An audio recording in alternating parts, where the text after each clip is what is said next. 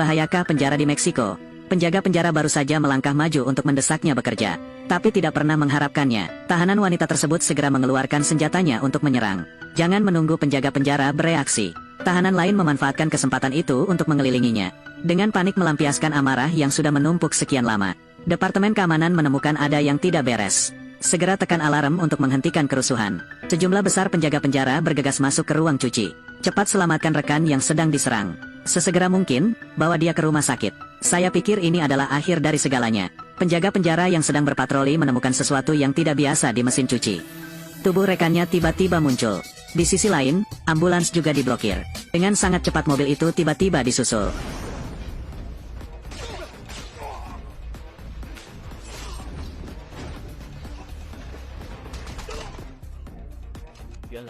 Ternyata itu adalah pelarian yang direncanakan dengan cermat oleh seorang wanita. Ternyata yang datang menolong adalah anaknya. Nama wanita itu adalah Isabel. Suaminya dulunya adalah gembong narkoba terbesar di Meksiko.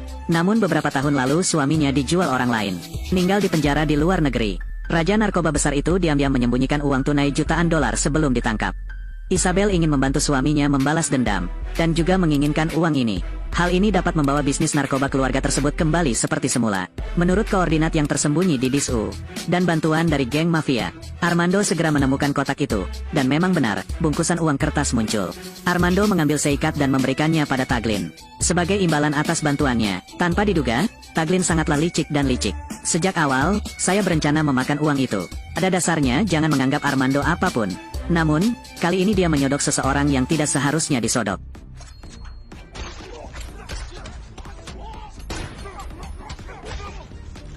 Taglin sama sekali tidak berpikir seperti itu. Armando mempunyai kemampuan yang begitu bagus. Pada akhirnya, dia meninggal secara tragis di bawah todongan senjata. Punya uang di tangan. Balas dendam Armando dan ibunya resmi dimulai. Mike dan Marcus adalah petugas polisi terkenal di Miami. Ketekunan lebih dari 20 tahun. Sepanjang hidupnya ia mengabdikan diri untuk memerangi kejahatan. Mereka kini mendekati usia pensiun. Di pesta yang diatur oleh kantor polisi, Mike dan Marcus tidak saling menyukai. Bersemangat untuk memulai balapan. Namun ketika Mike sampai di tujuannya lebih dulu, bahaya besar juga terjadi. Armando melaju kencang dengan sepeda motornya. Tembak terus-menerus ke arah Mike. Mike tidak sempat bereaksi dan terluka serta jatuh ke tanah. Dengan bantuan cepat dari rekan-rekan, Mike dibawa ke rumah sakit untuk perawatan darurat. 4 peluru dikeluarkan. Karena cederanya terlalu serius, Mike mengalami koma yang parah. Di saat yang sama, Isabel juga menugaskan Armando misi baru. Tujuannya kali ini, semuanya adalah tokoh penting dalam sistem peradilan Miami. Karena mereka menangkap gembong narkoba. Hidup ini sangat nyaman. Serangkaian pembunuhan terjadi, menarik perhatian pejabat tinggi pemerintah. Kapolri memberi perintah kepada Kopassus yang baru dibentuk. Apapun risikonya, tangkap pelakunya. Namun cara Armando melakukan kejahatannya sangat rapi dan bersih. Dia mengeluarkan peluru di dalam tubuh korban. Pada dasarnya tidak ada petunjuk sama sekali. Waktu berlalu setengah tahun kemudian. Di bawah perawatan Marcus yang cermat, Mike secara ajaib selamat. Tubuh pulih dengan baik dan tidak ada masalah serius. Mike sangat ingin menemukan Sheriff. Silakan bergabung dengan pasukan khusus untuk menyelidiki pembunuhan tersebut. Sheriff mengatakan Mike adalah orang yang terlibat. Saya harap Anda dapat yakin dan tidak ikut campur. Mike tidak punya pilihan lain. Hanya Marcus yang bisa membantu. Namun tak disangka, setelah Marcus mengalami hal tersebut, saya segera memutuskan untuk pensiun dan mengurus keluarga saya. Kehilangan dukungan dari saudara yang baik, membuat Mike merasa sangat kehilangan. Yang lebih buruk adalah itu, Isabel mengetahui bahwa Mike masih hidup. Cepat biarkan Armando mengambil tindakan. Posting video pengambilan gambar secara online. Video itu menjadi viral dengan cepat. Mike tahu bahwa lawan tidak akan mengabaikannya. Dia memutuskan untuk menyetir sendiri untuk menyelidiki. Dia mencari pedagang senjata di Miami. Gunakan kekerasan secara langsung untuk menginterogasi petunjuk. Cari tahu jenis senjata apa yang digunakan dalam video. Dari pedagang senjata bernama Boker. Ambil petunjuk kunci ini. Mike mencari Sheriff lagi. Atas permintaannya yang keras, Kapolri hanya bisa setuju untuk membiarkannya bergabung dengan tim khusus. Segera setelah itu, kelompok tersebut menerima informasi rahasia. Kata Boker hendak menjual sejumlah senjata. Lokasinya adalah bengkel mobil di pinggiran kota. Pasukan segera berangkat dengan kendaraan yang disamarkan. Dekati bengkel dan mulailah mencari. Saat drone menyelinap ke lokasi perdagangan, Mike akhirnya mengunci target. Seseorang dengan pengalaman yang kaya seperti Mike. Ternyata di tas pembeli tidak ada apa-apa. Sepertinya kedua belah pihak akan terlibat baku tembak. Suatu ketika Boker tewas dalam baku tembak, mereka akan kehilangan satu-satunya petunjuk. Mike mengabaikan peringatan kapten. Ajak rekan satu tim masuk. Saat ini, banyak terjadi tembakan di dalam pabrik. Peluru berterbangan dengan kacau. Mike melepaskan tembakan dan menembak tangki bensin. Kemudian tergeletak di atas gerobak melepaskan tembakan.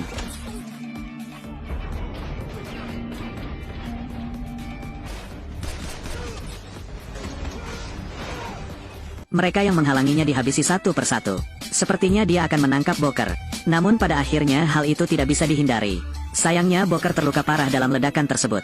Tanpa menunggu Mike berlari, dia berhenti bernapas. Karena tindakan sembrono, Mike mengalami krisis kepercayaan di antara rekan satu timnya. Investigasi juga kemungkinan besar tidak akan dilanjutkan.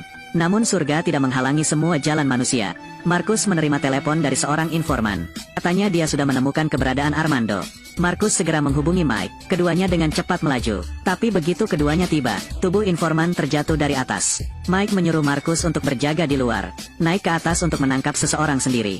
Keduanya berkelahi luar dan dalam di balkon. Dalam pertempuran sengit, Armando menyadari bahwa Mike sulit untuk dihadapi. Tidak perlu terus tinggal, bersiaplah untuk meninggalkan tempat kejadian. Marcus dengan cepat memeluknya erat-erat. Tanpa disangka, ia diusir oleh Armando. Sepasang rekan satu tim yang sempurna. Hanya bisa berdiri dan melihat orang lain pergi. Tindakan gagal ini sangat berdampak pada keduanya. Hal ini tidak hanya gagal melindungi mereka yang memberikan informasi. Marcus pun merusak mobil kesayangan istrinya. Semuanya rusak, namun masalahnya masih jauh dari selesai. Isabel memulai langkah lain untuk menyiksa Mike. Kali ini, Sheriff ditembak mati tepat di depan Mike. Selama puluhan tahun sebagai petugas polisi, Sheriff lebih dari sekedar pemandu, tapi juga sebagai seorang ayah. Suasana hati kedua orang itu sangat berat. Untuk membalas dendam polisi kampus dan untuk melindungi keadilan, Marcus memilih untuk kembali dan bekerja sama dengan Mike. Bersumpah untuk membawa pelakunya ke pengadilan. Pasukan tersebut menghubungkan pembunuhan tersebut. Profesi mereka berbeda. Setelah menganalisis dan membandingkan data, semua petunjuk mengarah pada orang yang sama. Orang tersebut adalah bos geng yang pernah bekerja sama dengan Armando. Tidak ada penundaan. Pasukan segera membersihkan perlengkapannya. Kenakan pakaian biasa ke bar tempat bos geng berada. Awalnya semuanya berjalan dengan baik.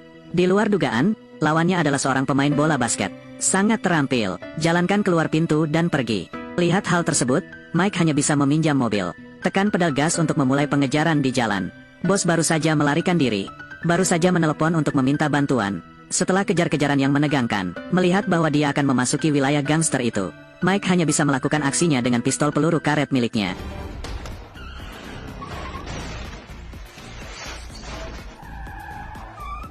Saat keduanya hendak pergi, sejumlah besar anggota geng bergegas menuju lokasi kejadian. Hadapi musuh yang dilengkapi dengan senjata ampuh. Mobil itu dengan cepat menjadi besi tua. Dua orang yang terjebak di dalam mobil sangat berbahaya. Pada saat kritis ini, pasukan terakhir tiba tepat waktu.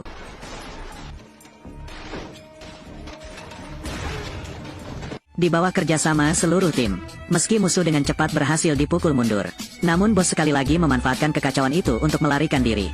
Untuk menyimpan satu-satunya petunjuk yang memecahkan kasus ini, Mike dan Marcus meraih sepeda roda 3, ikuti dari belakang. Namun para junior tidak membiarkan mereka mengejar dengan mudah. Mereka terus-menerus menembak dari belakang. Keduanya hampir kehilangan nyawa. Tak hanya itu, bos di depan juga tidak menganggur. Terus-menerus menciptakan rintangan untuk menghalangi keduanya. Menghadapi situasi serangan baik dari depan maupun belakang, Mike dan Marcus hanya bisa membunuh orang.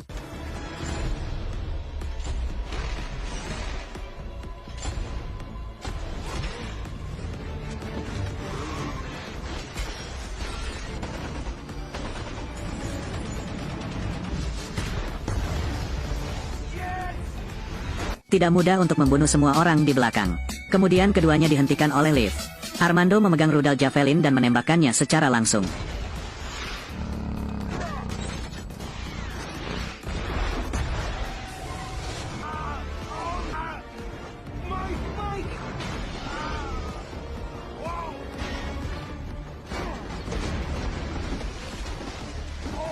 Tunggu sampai Anda berdua sedikit rileks. Bos menaiki tali penyelamat ke tangga. Mike menghindari peluru dan berlari ke depan. Cepat melompat keluar sebelum meledak. Ambil tali penyelamat dan panjat. Untuk mengatasi Mike, Armando membunuh bos yang menghalangi jalannya. Melihat Armando yang kejam di depannya, Mike tiba-tiba memikirkan sesuatu. Lepaskan langit dengan tegas dan jatuh ke air untuk melarikan diri. Mike kembali ke kantor polisi dan segera mengeluarkan telepon bosnya. Melalui sarana teknis data diperoleh. Foto Isabel muncul. Mike mencari data detail, menemukan bahwa Isabel telah melahirkan seorang anak. Hitunglah tahun kelahiran anak tersebut. Hanya atau kira-kira seusia Armando. Hal ini membuat Mike panik. Ternyata Mike muda menjalani operasi rahasia. Saat itu, dia bekerja sebagai sopir Isabel. Selama misinya, dia jatuh cinta dengan Isabel. Isabel memberinya segalanya. Ketika polisi mengumpulkan jaring, mereka menyelesaikan misinya. Hubungan ini juga hilang, tapi gembong narkoba besar itu menderita kemandulan. Armando kemungkinan besar adalah putranya. Sepertinya dendam telah menumpuk selama beberapa dekade terakhir. Harus diselesaikan sesegera mungkin. Di bawah kepemimpinan Mike, pasukan tiba di daerah kumuh Meksiko. Rencana pertempuran dibuat secara rinci. Dengan ledakan besar, drone bersenjata mulai bertempur. Kelompok pendukung mulai menyerang. Isabel dan Armando menyadari ada yang tidak beres. Cepat pergi ke atap untuk mengejar helikopter. Hadapi gempuran puluhan musuh. Pasukan dibagi menjadi 3 kelompok untuk memulai serangan balik. Orang-orang dalam regu semuanya adalah pakar terbaik. Jumlah musuh yang tewas dan terluka sangat banyak.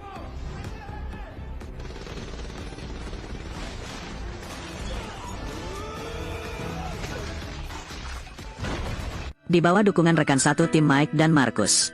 Cepat pergi ke lantai atas untuk mengejar mereka berdua. Untuk mencegah Isabel melarikan diri. Marcus mencoba membidik bagian ekor pesawat. Namun secara tidak sengaja membunuh pilotnya. Helikopter itu langsung kehilangan kendali dan jatuh. Seluruh bangunan hancur. Isabel tidak punya cara untuk melarikan diri dan mengambil inisiatif untuk muncul. Agar Armando bisa bertindak diam-diam, Marcus pun ditangkap oleh Isabel karena mengkhawatirkan Mike. Dia mengambil pecahan kaca yang berulang kali menusuk Marcus. Untung saja kulit Marcus sangat tebal. Pukulan sangat keras. Jika harimau tidak menunjukkan kekuatannya, anggaplah ia kucing yang sakit. Di sisi lain, pertarungan keduanya juga berlangsung sangat sengit. Kecepatan dan kekuatan fisik Mike tidak terlalu menonjol. Tapi dia punya banyak pengalaman bertempur. Ia segera kembali mencengkram leher Armando. Melihat Armando hampir mati lemas, Mike tidak tega melepaskan cengkeramannya. Beritahu identitas Armando. Armando sesaat tidak bisa menerimanya dan menjadi semakin marah. Hujan pukulan dan tendangan pun datang. Mike tidak memilih untuk melawan. Sebaliknya, dia ingin menggunakan ini untuk membuktikan bahwa apa yang dia katakan itu benar. Tak tahu harus berbuat apa, Armando hanya menanyakan kebenaran pada ibunya. Setelah mendapat jawaban tegas, dia tiba-tiba menjadi bingung. Terlepas dari segalanya, Isabel secara tidak sengaja melepaskan tembakan, melukai putranya. Walaupun demikian, dia belum menyerah untuk membalas dendam. Untungnya, rekan satu tim Mike tiba tepat waktu. Kehidupan kriminal Isabel akhirnya berakhir. Di akhir film, Marcus memiliki kehidupan pensiun yang diimpikannya. Dan Mike dipromosikan menjadi sheriff. Bekerja sama dengan Armando telah berubah pikiran. Lawan kejahatan bersama-sama, mulai babak legendaris baru. Seri anak nakal, film aksi yang dibintangi Will Smith. Plotnya bercampur dengan kegembiraan dan gairah. Aksinya eksplosif dan adegan-adegannya diambil dengan indah. Bagi yang berminat bisa menyaksikan keseluruhan serialnya. Video berakhir di sini, sampai jumpa lagi.